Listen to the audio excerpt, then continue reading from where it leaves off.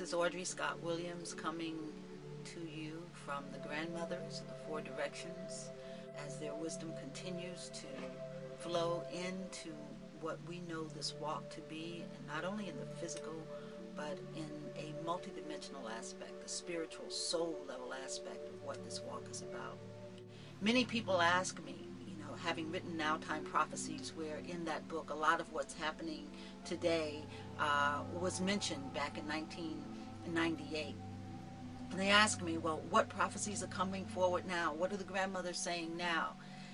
The grandmothers are saying it's time for us to put that to bed, that their whole point of prophesying wasn't so much that we would get caught in the prophecy.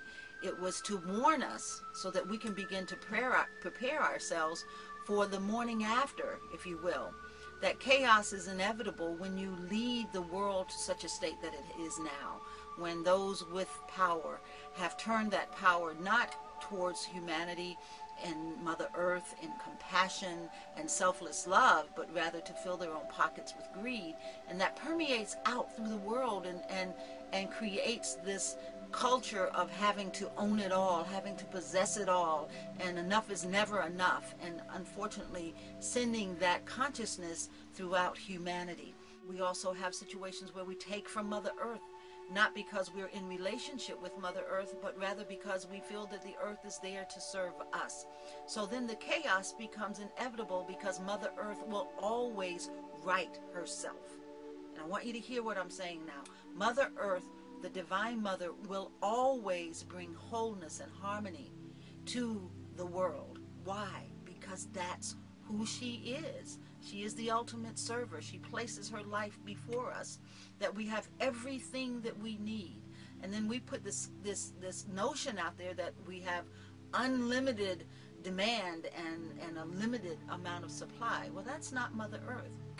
If you think about it, in all of our greed and all of the ways that we tend to want to pull everything from her, she still provides.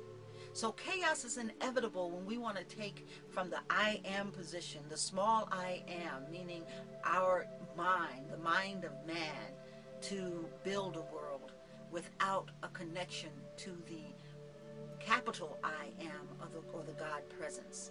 And the grandmothers refer to that in Now Time Prophecy as S-O-N, sun consciousness without S-U-N consciousness, the S-U-N being the light source of the divine, of God, Him, herself. So now here we are in a position where we're seeing all these things that have been foretold. If we don't watch the signs, these things are going to happen. And then we want to run and hide. No, this isn't a time to run and hide. This is a time to go get everything you have that's within you. It's a time to remember who you are, whose you are, what you are a part of. To remember your relationship with all things so that you don't look at this person as that person, Mother Earth as some separate entity, the water as some separate entity.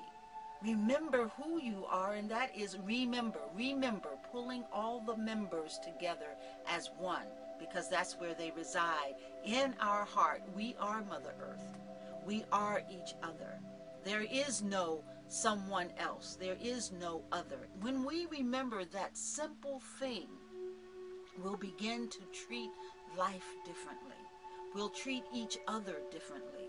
Our relationship with Mother Earth will change. We won't see her as there to serve us, but there as an expression of us. And therefore, what we see in the world is who we are inside.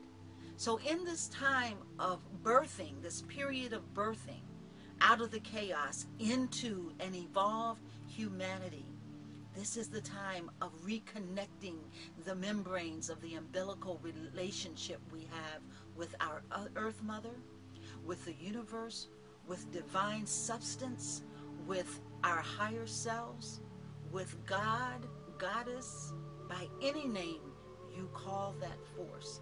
This is a time of reconnecting, remembering, and acting upon the highest of who we are to affect the world. Not from a my, me place, but from a this is our world. You are me, I am you, and how can I make this world better? Because if you're suffering, I'm suffering. If I'm suffering, you're suffering. none of us are free until all of us are free. Anything that happens in the north in Turtle Island affects the whole planet. Mm-hmm. That's why you're here, Audrey.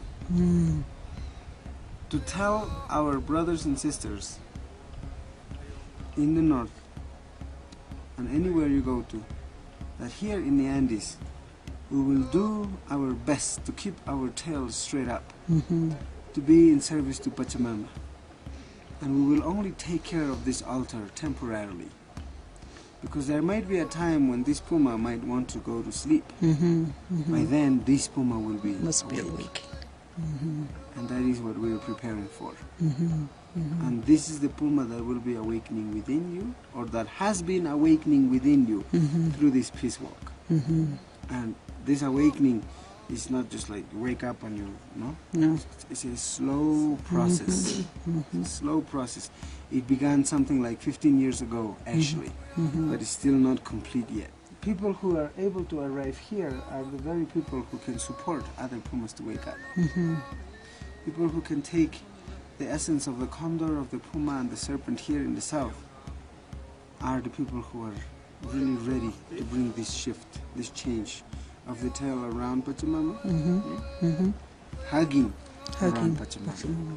It's not about control, it's not about that, it's about love, it's about care, and it's about service.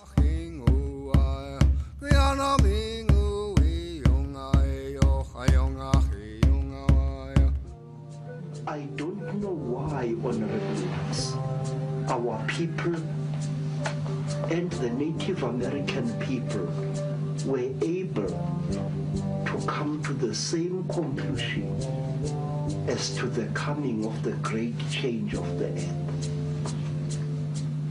The year of the great bull, 2015. It's not far away.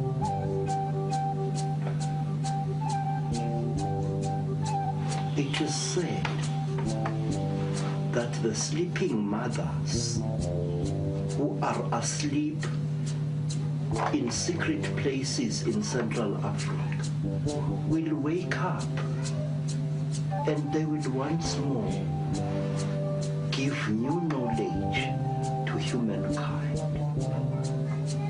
When the gods of the stars return, they shall find us their equals. We shall know the same things that they know, and we shall be blessed and be welcomed back to the great family of the stars. In one of our sessions the other night, the grandmothers gave us a mantra or a prayer, and that is, if you can love enough and trust enough and let go enough, that God can work miracles in you and through you.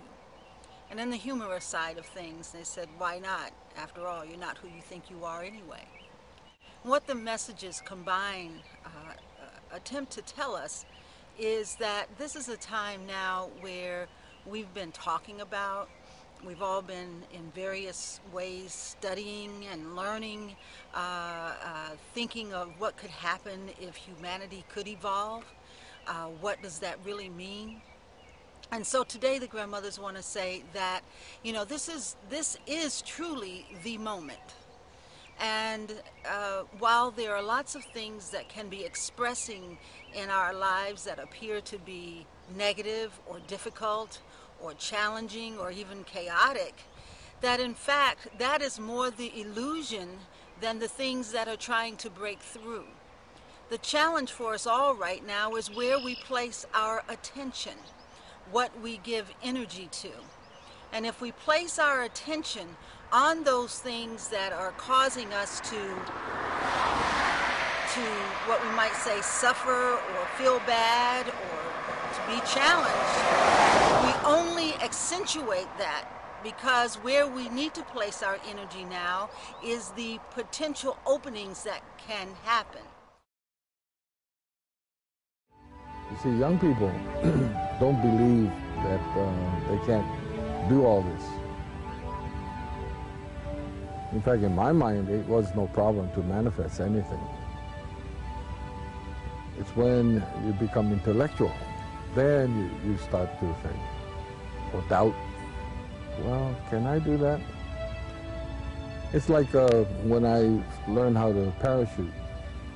I wasn't worried about the first jump. In fact, I was so excited I wanted to do it. It was the second jump, because now I said, wow, what if all these other things happen? Am I ready to do this? See, I got back in my mind instead of in my heart. In my heart, I knew I could do it. But I got back in my head, and that's where all my elders said, separation lives here. Cooperation lives here. So, this is a place of choice. Choose. Where is it that you want to live? Here or here? Choose.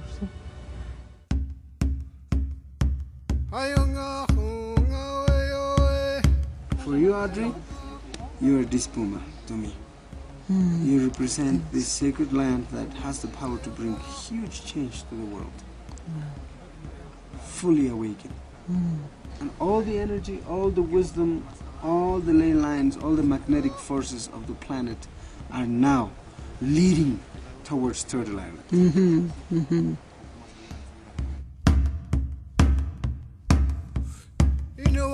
Our focus now, even in conversations, needs to be on what's being birthed here, because the cycle that has been put in place will inevitably fulfill itself.